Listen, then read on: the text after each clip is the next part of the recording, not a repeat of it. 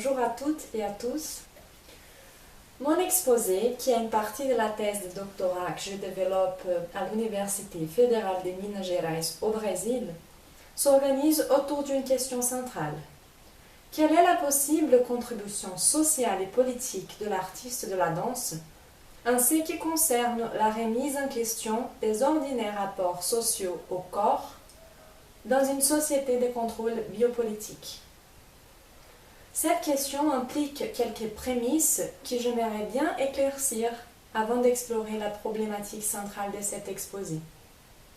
Le premier point, c'est que je limite ma compréhension de la danse au domaine artistique, à la danse comme une espèce d'art qui a comme matière principale le corps et la composition des corps. Je m'intéresse surtout par la danse contemporaine, parce que l'activité de mettre les corps en mouvement est systématiquement comprise, au-delà de ses aspects artistiques et esthétiques, pas seulement comme une technique du corps, mais aussi comme une espèce d'épistémologie, une activité de connaissance du corps et de ses différentes interactions. Par là, je veux dire que les danseurs, danseuses et chorégraphes contemporains produisent quotidiennement non seulement des spectacles de danse pour la fruition esthétique des spectateurs, mais aussi un vrai savoir. Deuxième point, quelle est la spécificité de la danse par rapport à d'autres types d'art qui fait de cette pratique artistique un domaine épistémologique spécial?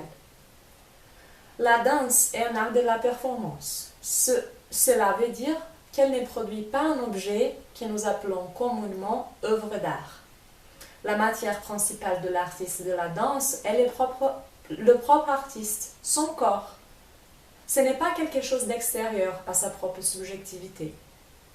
Même dans les cas où les chorégraphes et les danseurs ne coïncident pas, quand il y a une division des tâches entre la création et l'exécution de la chorégraphie, c'est à partir d'une expérience corporelle quelconque, soit du chorégraphe, soit du danseur, que la création est faite. Le corps de l'œuvre se confond avec le corps de l'artiste, qu'il est en même temps les sujets qui dansent et l'objet de l'œuvre.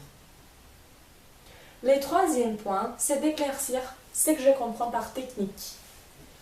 Ce n'est pas un simple apprentissage mécanique d'un style, d'un vocabulaire, d'un modèle esthétique du mouvement, d'un assemblage formel de pas de danse et de codes gestuels, par lesquels le corps du danseur devient un corps de haut niveau de performance, un corps d'expert. Par technique, je fais référence à un savoir pratique plus subtil qui a pour objet les corps et sa capacité intrinsèque de percevoir, de sentir, de bouger, de s'organiser et de se mettre en relation. Autrement dit, un savoir qui est plus profond que les savoir-faire engagés dans l'exécution d'une triple pirouette parfaite, par exemple, ou d'un grand jeté. Un savoir qui fait du corps en mouvement son propre système de référence.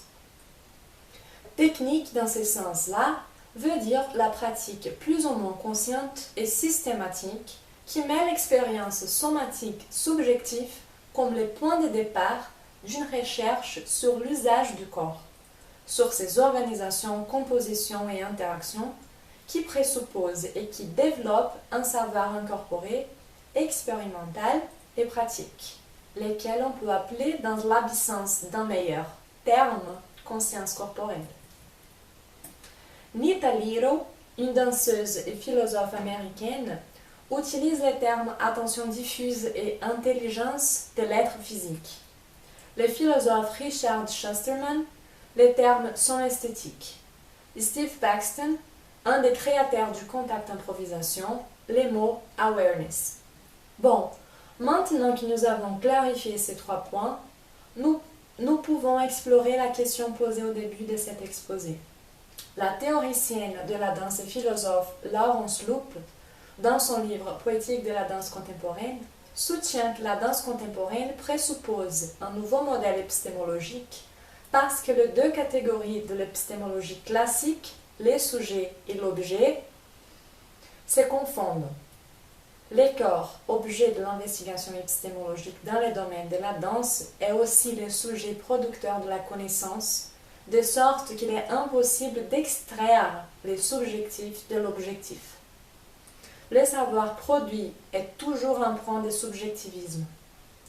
Cependant, Loop ne voit pas cela comme un défaut, mais au contraire comme une opportunité de mettre en place une critique du modèle épistémologique courant en proposant une autre façon de comprendre l'acte de la connaissance d'une manière plus immanente et incarnée.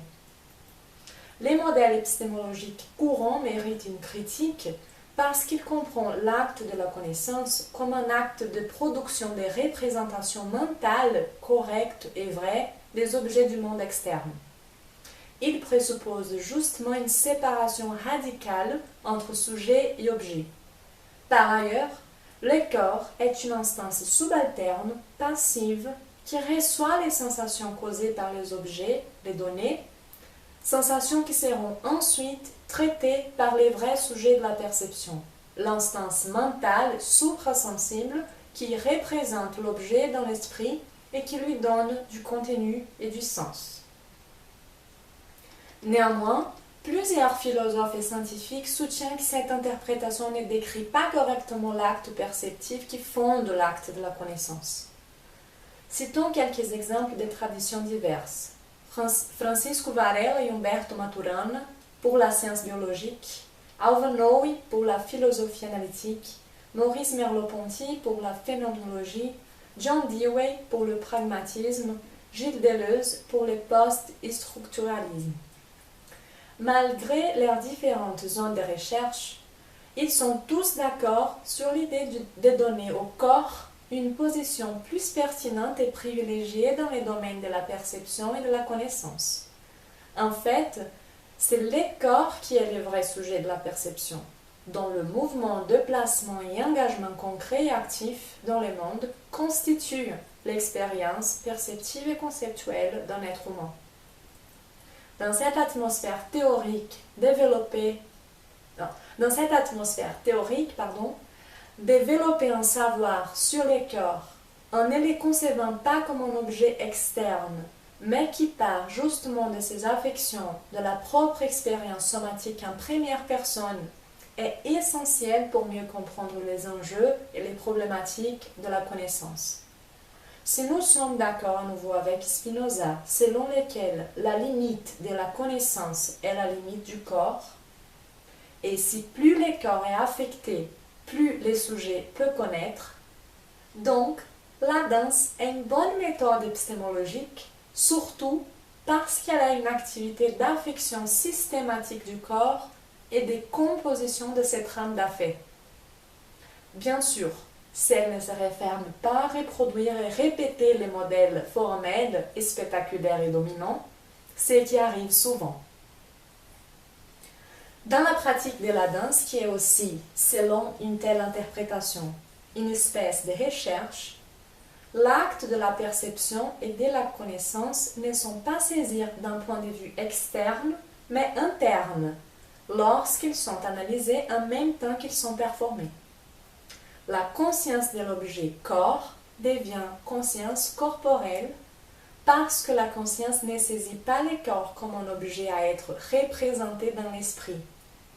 La conscience se distribue et se déplace dans le corps. Elle sort de la boule d'esprit, l'attention se diffuse parmi les intensités corporelles et ses affections dans un niveau moléculaire, micro-perceptif, comme décrit le philosophe portugais José Gil dans son livre Movimento Total. Un des effets possibles d'une telle épistémologie et d'un tel engagement différent de la conscience est justement de bouleverser l'image du corps comme un système organique déjà donné et organisé. Par conséquent, bouleverser aussi l'idée d'une subjectivité organisatrice, unifiée et unifiante de ces systèmes organiques.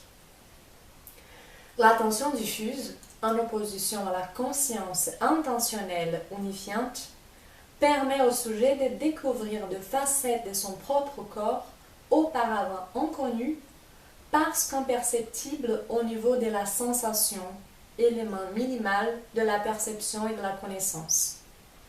Selon le philosophe Gilles Deleuze, il y a encore un niveau plus profond et intérieur, pas dans un sens temporel, mais dans un sens des conditions des possibilités, de l'existence du corps, les niveaux des intensités et des forces.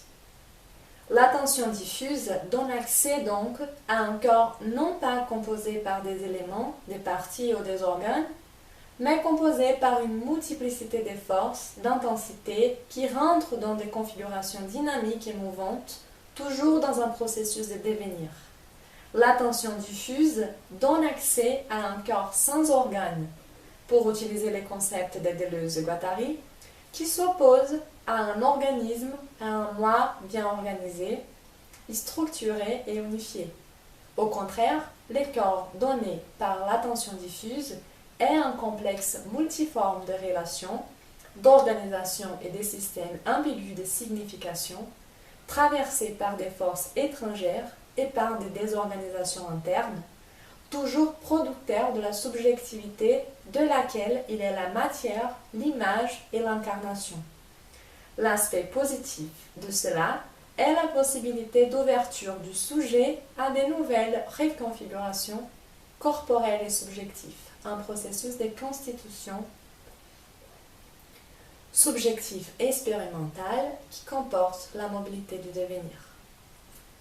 Cette épistémologie qui se manifeste dans des techniques diverses semble avoir un effet libérateur du corps et de son expression par rapport aux modèles sociaux hégémoniques qui encadrent les gestes et produisent des sujets insérés.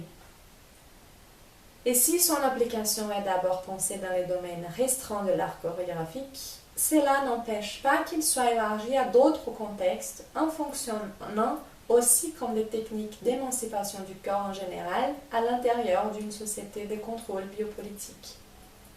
Si dans les territoires de la danse, selon Lawrence Loop, nous pouvons toujours revenir à un degré zéro du corps, où tout continue à être réinventé, cette pratique peut fournir au sujet des outils d'action dans des contextes qui dépassent son activité de danser elle-même. C'est comme si en découvrant une technique pour entrer plus profondément dans nos corps, à l'intérieur de sa matière, ses relations et ses dynamiques, à l'intérieur de nous-mêmes, nous pourrions mieux nous organiser par rapport à nos relations et dynamiques externes, au monde extérieur, dans des contextes relationnels, éthiques, politiques et écologiques. La pratique de la danse comporte une puissance active sur les désirs, l'action et la délibération d'un sujet. Comme activité réitérée d'expérimentation sensible somatique, elle peut apporter au sujet de nouvelles formes pratiques de se rapporter à soi-même, au monde et à l'autre, de s'exprimer, de juger, de choisir et d'agir dans le monde commun. Merci beaucoup pour l'attention.